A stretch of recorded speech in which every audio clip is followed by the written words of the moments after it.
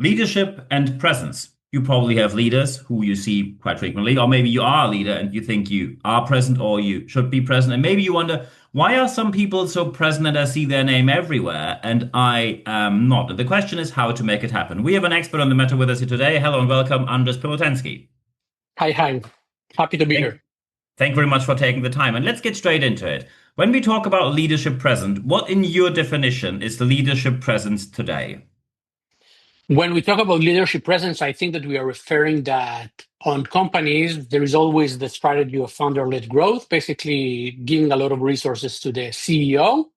But on big companies, even medium companies, and even small companies, you have a lot of experts and Hmm. not using their voice to first of all give them a place for personal brand, but that personal brand actually pushes the company and increases their trust.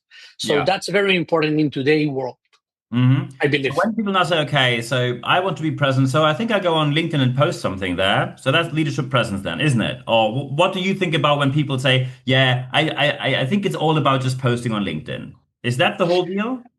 I don't think that that's the whole deal, but that comes to be the core essence of being present. Okay, Hmm. sharing their own authentic ideas, their own opinions, their track records. That's like the core of it. And obviously, you need to empower that by side. I would say side things such as podcasts, like in the same thing that we are doing right now. Mm. Excellent. When you now say put their authentic selves out there, this is usually where the organization sits and says, wait. The authentic, okay, look, we have a committee and a marketing program. We have a compliance department, a legal department, and the HR. So every post you do has to be, in our words, run by four people, signed off by three people, and then you might put it on there or not. So it's basically going through a lengthy procedure because they're all so scared. What could someone else just put out there which we might not agree on? What's your take? How can we be authentic when at the same time organizations say we're so scared of doing anything wrong out there that we basically say rather put a lengthy progress or process of ticking boxes before any LinkedIn post in place? That's a great question. So I see it from different angles.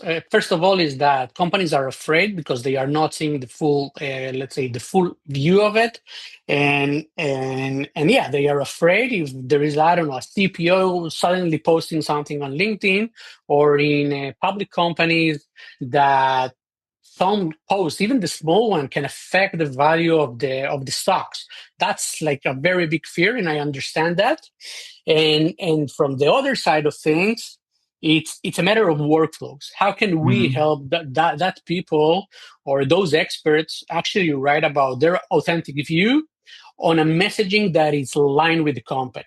Okay, Hmm. or if the company can apply some kind of brand guidelines, try to avoid them of doing that mistake. Persons can Okay. still be authentic without harming the company, and the companies can apply some kind of guardrails to keep that Hmm. safe and for a long-term process, not just for one post, because Yeah. basically you cannot do anything with one post. Yeah, exactly. So would you say that when you have guardrails in place, people should freely be able to use LinkedIn as they like within these guardrails? Or would you say, no, put the process in place, eight eyes have to look at every post before it goes online? What would be your preferred approach? So I would go actually from both. I would say that let's start from giving the people inside of the company some kind of of guidelines. Okay, speak about what you want, what's the message that you want to do. Try to avoid these things. This is actually what we try to do in Nuvox from a technological aspect, giving the company a control panel in which they can apply guardrails automatically, and still giving a tool for the executives, let's call it, Hmm. a way to write safely with their own ideas. That's Yeah. exactly what we do. We connect between both of them. Excellent. And now, of course, when they say, hey, I have an idea how I can get, let's say, save writing, and then someone says something with AI. So let's just say people say, oh, AI is just about creating text, right? I say, oh, I have this idea write something. And you hold expertise on the gap between generic AI tools and what people actually need in order to create meaningful content. So, what, in your opinion, is this gap and how do we deal with it? Because most people just say, look, I go on Claude, ChatGPT, Copilot, and say, look, could you please write 300 words on something with sustainable employment? Copy, paste, here we go. So, what is your take on the gap we see here? So the gap of going directly to Cloud or directly to OpenAI or whatever tool that you are using is that it doesn't really build a strategy connected to the goals of both the executive and both the company.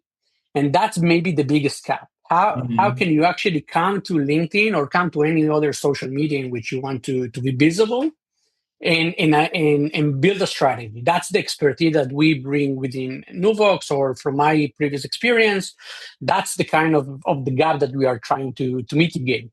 Hmm. Because content, everybody can write content. Yeah, content is not a problem, but which content is actually going to work, that it's connected to you, but also to the best practices of whatever channel that you are posting on. Yeah. That's the gap. How can you address that strategy in a way that it's not from time to time and sporadic and just break it? How can Yeah. you actually do it constantly, being authentic, giving your own self into the AI? What's the ideas that you need to speak about? Mm.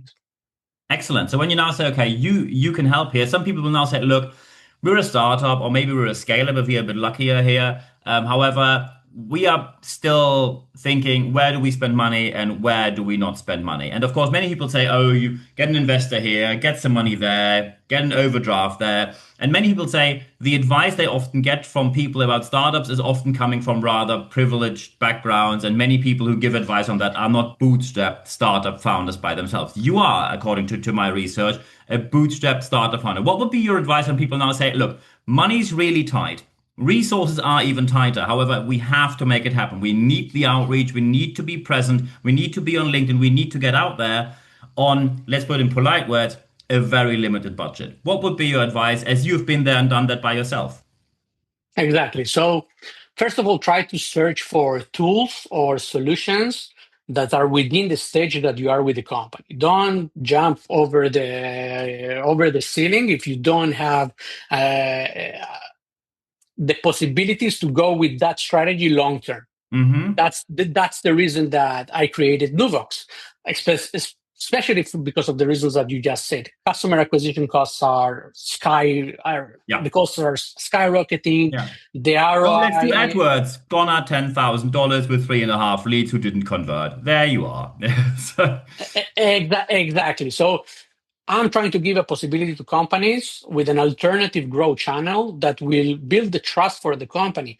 Today, buyers, specifically in B2B, they are already researching about solutions that they have a pain to way before they speak even with the sales of couple possibilities. And in some of the cases, they even already took a decision on which solution they want, jumping ahead of the sales. They don't even interact with sales. So that's the reason. Every startup, doesn't matter if super early stage, already from the ideation, the founders, they already need to start working on creating that trust, mm, writing about their own experience, their own pains. And as a bootstrap company, I try to help other bootstrap companies or with very tight budget companies to increase that visibility across the channel if they belong to LinkedIn, obviously. yeah. Not every company is a B2B company, and maybe they want just to acquire users for a game. That's less of relevant on this case. But if you are in the industry that you need to create trust, start as early as possible and put resources into it. Doesn't need to be money, Yeah. time. Also, Yeah. time is a resource, and try to activate that. We are Mm. super competitive every day. A lot of startups in the same field, they open. How can you gain that traction or that trust as early as possible? Mm, excellent. To wrap this interview up, when some people now think, hey, I think Andres can really help us with where we are right now, the question is, where can you exactly help? Just give us a bit of a detail there. And of course, when people say, hey, I'd like to get in touch, how can they get in touch with you? Beautiful. So I can help on the old area of the strategy and the execution. Basically, Nuvox is a self-service a solution in Hmm. which they can jump into Nuvox, register. We have a free tier at the beginning just for them to start going, and they can directly go into it. For bigger companies, we have a control panel from what we talked at the beginning of this conversation for in which we give them workflows that doesn't break, and we can actually go with that to the long term. And if there are still users or potential clients that still want that touch of a human in the loop, then we have a very exclusive program in which we do the manage strategy and content creation, and we doesn't take any resources from basically from the person itself. It Hmm. only requires 10-15 minutes a week, and we come to replace some kind of a ghostwriter with a lot of technology in a cost effective way. And they Brilliant. can reach me on LinkedIn. Basically, that's the world that I live in. So, or through the website, nuvox.com. Excellent. So we see how to reach out. When you now say, hey, I think we need to do something about our present, you know how to reach out to us. At the end of this interview and at the end of this podcast and video cast, there's only one thing left for me to say. Andres, thank you very much for your time. Thank you very much, Niels. It was a pleasure for me to talk with you.